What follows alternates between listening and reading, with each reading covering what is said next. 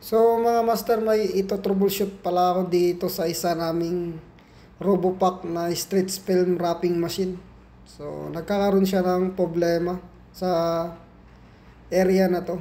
So yung isang magnetic sensor dito sa may cylinder ay hindi nagbibigay ng signal, kaya ito ang chinecheck ko dito sa area na to.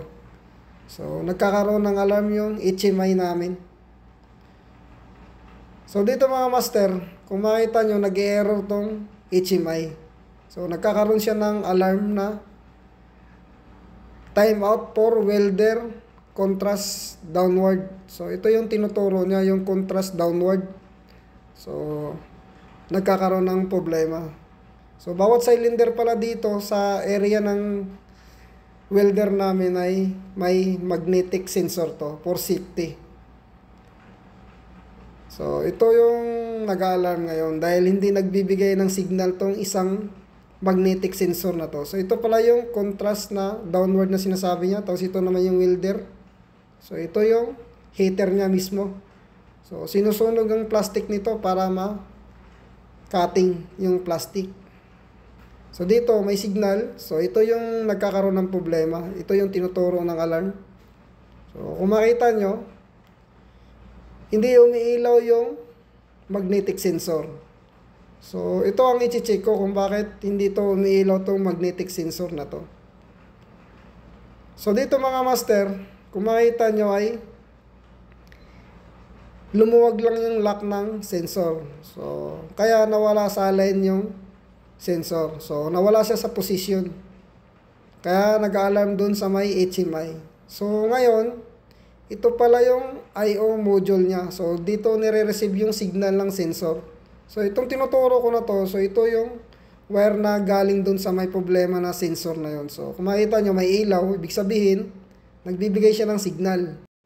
So, dito mga master, nilalaro ko yung contrast downward. So, gusto ko lang malaman kung okay ba talaga yung sensor kung nagbibigay siya ng signal ng maayos.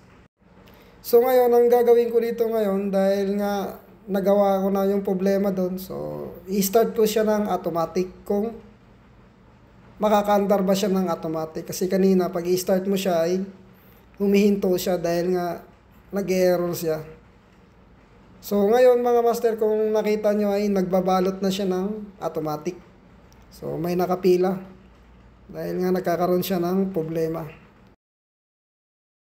So, itong machine na to mga master ay fully automatic talaga to. So, talagang ang gagawin mo lang dito ay start stop lang talaga, no?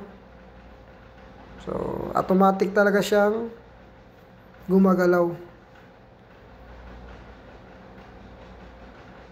So, dito pag ganito na yung sistema niya ay hihinto yan, tapos magkakat yan. Tapos magre-release yung paleta. So, ngayon i-receive niya yung bagong paleta. Tapos ito naman yung babalutin naman niya. So, ganito lang ang trabaho nitong makina na to. So, tagabalot lang talaga siya ng paleta na may laman na product. So, napakabilis nitong machine na to.